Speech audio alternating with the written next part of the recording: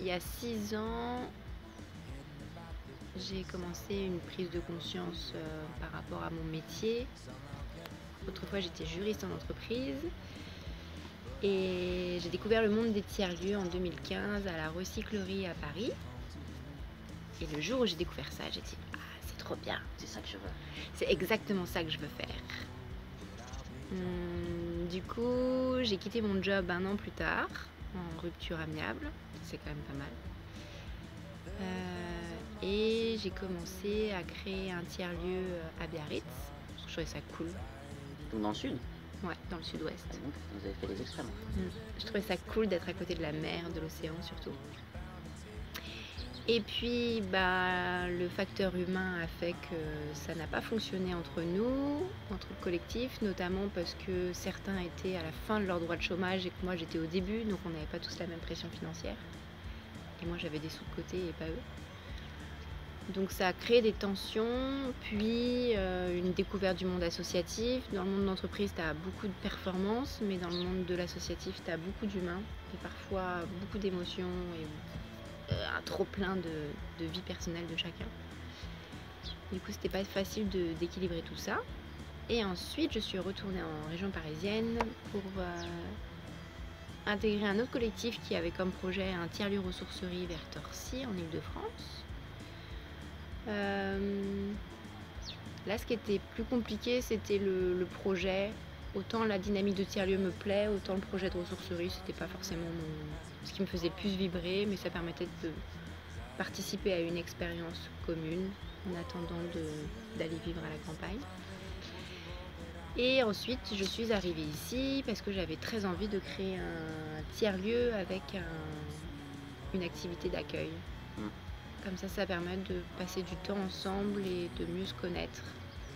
Et du coup, toi, Thibaut? Moi, avant, je faisais des jeux vidéo, et puis à un moment, je me suis rendu compte que si j'éteignais mon ordinateur, il restait plus de traces de mon travail. Que le monde était en train de partir en vrille au niveau écologique, et voir qu'il y a un petit effondrement se pointer à l'horizon. Donc voilà, je passais par une phase sans emploi où je faisais j'allais dans des Fab Labs pour découvrir cet univers. Après, j'ai monté une association, Maison des communs, pour commencer à expérimenter, aller voir si on pouvait faire justement créer des communs. Et puis là, au final, c'est le projet La Soupe aux Cailloux qui m'habite et qui me et du coup, c'est quoi La Soupe aux Cailloux aujourd'hui? L'idée, c'est mon intuition, c'est qu'il va y avoir un retour massif à la campagne, parce que les villes vont devenir juste invivables. Et donc du coup, autant on est parti de la campagne sur 50 ans au fur et à mesure, autant là ça va être un peu plus précipité. Et si on veut que ça se passe bien, je trouve que c'est bien de prendre un peu les devants, essayer d'organiser une solidarité à l'avance. Et donc ici on est en Normandie, mais du coup c'est quoi ce lieu pour vous? Là c'est le retour du fils après que le père soit parti de la campagne, donc dans la maison de famille. Et voilà, ça fait juste sens. On aurait pu aller un peu n'importe où, et il y a eu cette occasion qui s'est présentée. Cette maison de famille où mon père a commencé sa retraite, et puis finalement ils sont allés s'installer dans le village d'à côté, dans un voilà, et donc du coup il y avait cette question, qu'est-ce qu'on fait de cette maison, et ça aurait été dommage qu'elle reste en maison secondaire alors que on pouvait la faire vivre en faisant ce projet, quoi. Ouais, donc là il y a un demi-hectare, il y a un verger, il y a une grande auberge. Ouais. Et aujourd'hui, comment est-ce que cette auberge elle tourne finalement? L'idée première, c'est, comme tu disais, d'accompagner les personnes qui sont en ville et qui voudraient venir s'installer dans le coin, donc un peu comme une sorte d'ambassade. Donc l'idée, c'est quand les gens viennent, c'est de découvrir le territoire autrement. Donc on a commencé à créer un réseau en 1 an et demi de partenaires dans la transition, ou alors des artisans ou des agriculteurs revenir à des métiers un peu plus concrets. Et l'idée, c'est de créer des ponts entre les citadins et ces personnes-là. Donc on organise des chantiers participatifs pour aller à la fois filer un coup de main aux gens du territoire et à la fois que les gens du territoire puissent raconter un peu leur parcours et leur métier, parce qu'en fait, moi, j'ai aucune idée de ce que c'est que le métier d'agriculteur, et pourtant, c'est ce qui me fait manger tous les jours. Et donc, on a cet aspect chantier participatif. Donc, c'est plutôt prendre soin du territoire. Donc, évidemment, on mange local et bio et sans viande, notamment pour des questions environnementales. On n'a pas forcément réussi à réfléchir à quels étaient les éleveurs les plus respectueux de l'animal. Et puis au niveau de l'hygiène et du temps de conservation, c'est vachement plus simple et moins cher. Donc ça permet d'avoir des prix plus abordables. Donc ça, c'est l'aspect prendre soin du territoire. Ensuite, on essaye de prendre soin de l'auberge. Donc là, ça va être par exemple des petits aménagements, installer un récupérateur d'eau, réparer le poulailler. Voilà, des petits travaux dans l'auberge. Puis il y a un aspect toujours dans nos séjours, prendre soin de soi. Donc avant tout, c'est la priorité, c'est chacun prend soin de soi et ce n'est pas les autres qui prennent soin de lui. Donc si on a besoin de calme, aller se ressourcer dans sa chambre, aller se balader. On a même un sauna qui permet de prendre soin de soi et de déconnecter totalement de la ville. Et ensuite, c'est prendre soin du groupe. Donc on connaît des outils d'intelligence collective et on aime les mettre en pratique. Et on aimerait même se nourrir des gens qui viennent. Et du coup, c'est un cercle d'ouverture au début du séjour, une organisation choisie, consentie, faire des choses ensemble. Se nourrir des gens qui viennent, du coup, à quelle cuisson? Ah oui, non, On les met dans la soupe. En mode soupe aux cailloux. Non, se nourrir des outils que chacun peut avoir expérimenté, parce qu'en fait, nous, on a appris des choses, mais l'idée aussi de la soupe aux cailloux, c'est que chacun vient avec sa personnalité, son talent, ses savoirs, et on met tout dans le contenant qu'est l'auberge, et on fait une super soupe. Super soupe, ouais. Et du coup, par rapport à tout ça, à votre avis, ça ressemblera à quoi finalement demain, que ce soit pour la soupe aux cailloux ou un peu plus large?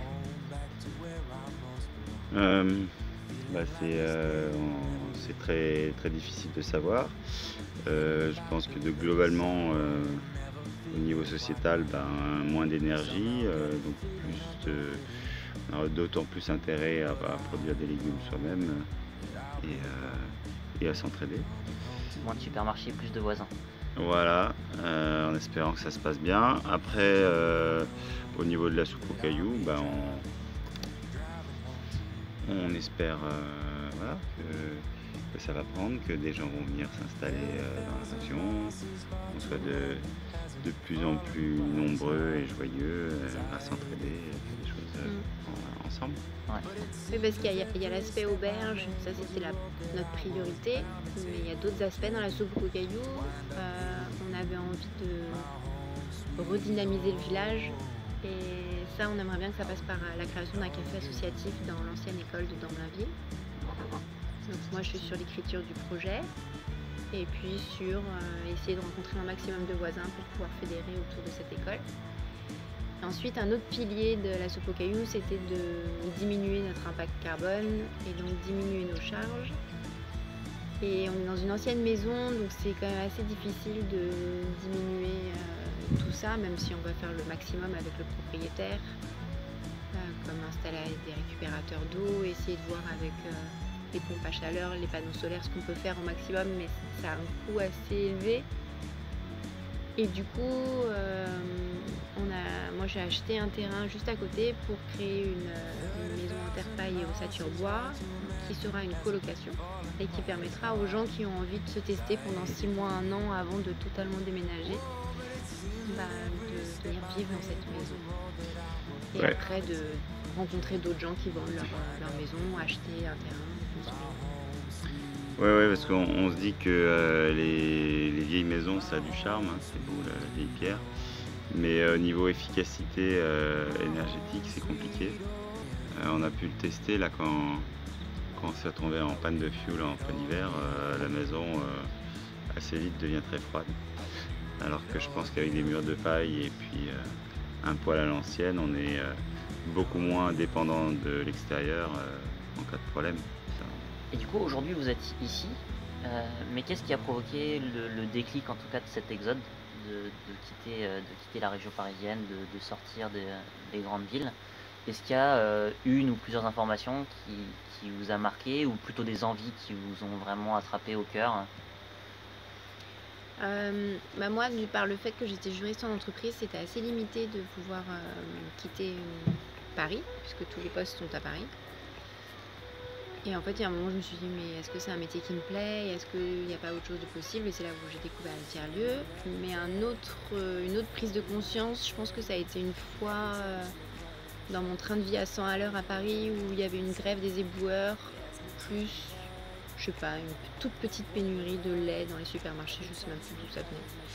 Mais en l'espace d'une heure, j'avais vécu un moment où j'ai vu un rat dans les rues du 12e arrondissement, qui est pourtant hyper chic, et des gens un peu se battre dans un supermarché pour une brique de lait. Et là, je me suis dit, mais en fait, je suis bac plus 5, je suis soi-disant une profession intellectuelle, tout ce que tu veux, mais en fait, en 2 jours, je meurs si personne ne me donne à manger, quoi. Donc je me suis sentie hyper vulnérable et en fait, totalement enfant, incapable de prendre soin de mes besoins vitaux, quoi. Donc ça m'a fait flipper. Je ne crois pas que je suis meilleure aujourd'hui, mais, mais au moins, si je fais pousser des semis, mais au moins j'ai un autre regard sur la nature et je me sens plus... avant, j'avais l'impression de prendre, et aujourd'hui, je me sens un peu plus en gratitude. Oui, bah, j'ai eu une phase assez sombre, genre on va tous mourir, effondrement, tout ça. Maintenant, je pense qu'on va toujours mourir, mais on va bien s'amuser avant. Mais de toute façon, c'était prévu dans le plan de base qu'on allait mourir. Oui, je sais. Et du coup, a priori, par rapport à ces échéances, est-ce que vous voyez des compétences qu'il vous faut avoir pour être prêt, des installations? C'est quoi finalement ce qu'il faut pour être prêt demain? Pour moi, c'est l'amour. C'est La vie en collectif? l'ouverture du cœur, parce que les compétences, il va toujours en manquer. Je veux dire, et puis même le mec qui est prêt, qui sait tout faire et machin, s'il est tout seul dans son bunker, il finit par se suicider. Enfin, tu vois, on a besoin des autres, et plus on sera capable de faire collaborer des gens, Des copains, des voisins? ouais, mieux ça se passera, je pense. Quelle que soit la compétence, quelle que soit la quantité de nourriture à se partager. Il vaut mieux la se partager que s'entretuer pour l'avoir. Il y a un peu, moi, c'est cette utopie de se dire on peut le faire avec tout le monde si on a les outils qu'il faut, en fait. Et aujourd'hui, on fait avec encore plus avec le Covid, on fait finalement de plus en plus local, et c'est pas forcément des amis, c'est pas des gens qu'on a choisis, mais ils sont à côté de nous, donc c'est pas pour rien.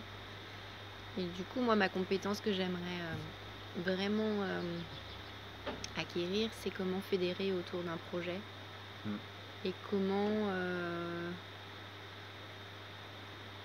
utiliser les outils d'intelligence collective pour faire des cercles de parole, faire en sorte qu'il y aura des conflits, mais que ces conflits soient révélés et désamorcés. Avec les bons outils au bon moment. Ouais, voilà. Pour vous, aujourd'hui, c'est quoi votre prochaine étape, ou votre rapport avec le travail, avec l'argent?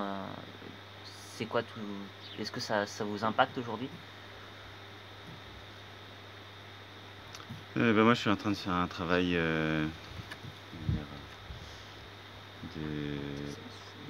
spirituel pour attirer la richesse. Je sais pas comment l'attirer au niveau terrestre, donc je le fais au niveau spirituel. Ouais. Non, en fait, la première étape, c'est réduire nos besoins. Donc là, pour revenir sur le modèle économique de la soupe aux cailloux, c'est une association qui loue la maison pour faire un espace commun à partager par toutes les personnes qui viennent passer un séjour. Au passage, ça nous paye une partie de nos charges à nous, enfin, on paye quand même un loyer à la soupe aux cailloux. Une maison secondaire mutualisée. Ouais, c'est un espace des possibles. Avec des concierges. Voilà. Et voilà, et on est en train de s'installer dans la caravane, dans le jardin, pour pouvoir faire vivre cet espace un maximum. Donc voilà, on réduit nos besoins en argent et là maintenant on rentre dans une étape où on aimerait trouver comment, enfin, en quoi on peut être utile aux personnes qui viennent et aux personnes du coin. Et le lieu, là, il peut accueillir 10-12 personnes. Ouais, Et potentiellement, il y a aussi la caravane et tous les vanlifers ou... ouais, on peut mettre des personnes dans le jardin, Ouais. dans le pré. D'accord. Et là, votre prochaine étape, c'est quoi? Bah, moi, c'est de fédérer les gens du coin autour du café associatif. Donc d'écrire le projet, de le proposer au conseil municipal et puis de trouver des personnes qui sont motivées pour le faire avec moi. Donc c'était les 3 piliers, l'auberge, L'auberge, le café associatif et baisser notre empreinte écologique. Ouais, bah, moi la prochaine étape c'est de continuer à sentir ce qui vient et ce qui me met en joie et voilà. De pas avoir trop de plans finalement. Ouais. Plutôt construire avec ce qu'il y a. Ok. Et être disponible. Bah du coup c'était la soupe aux cailloux. Merci Éléonore et Thibaut. C'était Sébastien au micro. Et à bientôt. À bientôt.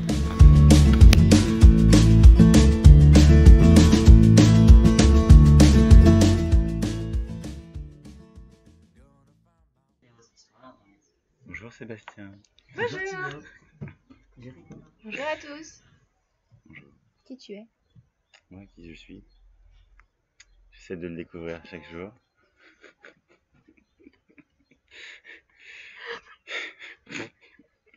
Peut-être tu voulais des blagues, mais voilà, ça y est.